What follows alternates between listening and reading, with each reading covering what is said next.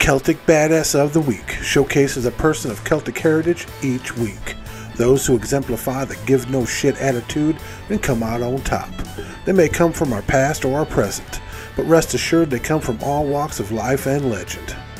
They are men, women, even old ladies and pirate queens. Now you don't have to be a muscled up Celt in a fur kilt swinging a mighty sword. You can just be a 4'11" Welsh woman and suffragette who knows jujitsu.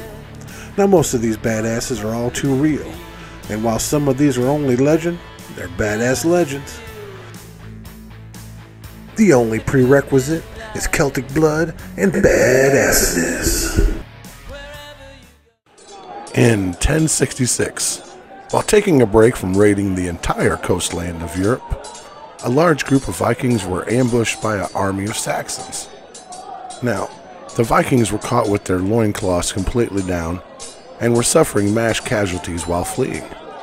As they fled over a bridge to possible safety, a fellow Norse Berserker, presumably sent from the darkest recesses of hell, or Ireland, actually an Irish slave turned warrior, guarded their retreat and silently surveyed his own personal ass-kicking buffet.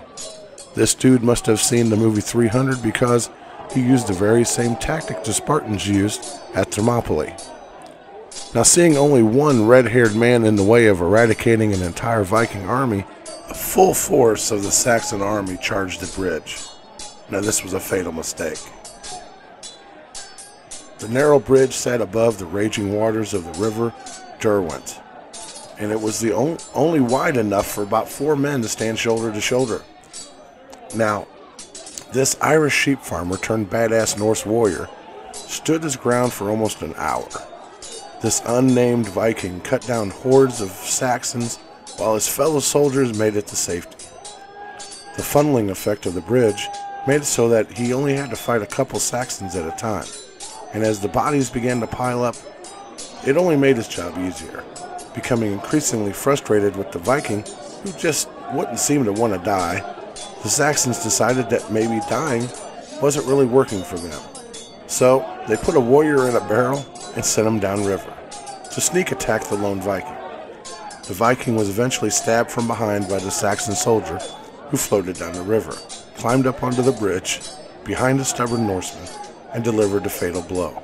However, by this time, the lone Viking's army was long gone, sailing away in their long ships, sipping mead and laughing about good old what's-his-name, as the story was remembered, but the name of the brave warrior wasn't. He is only remembered as the Viking at Stamford Bridge.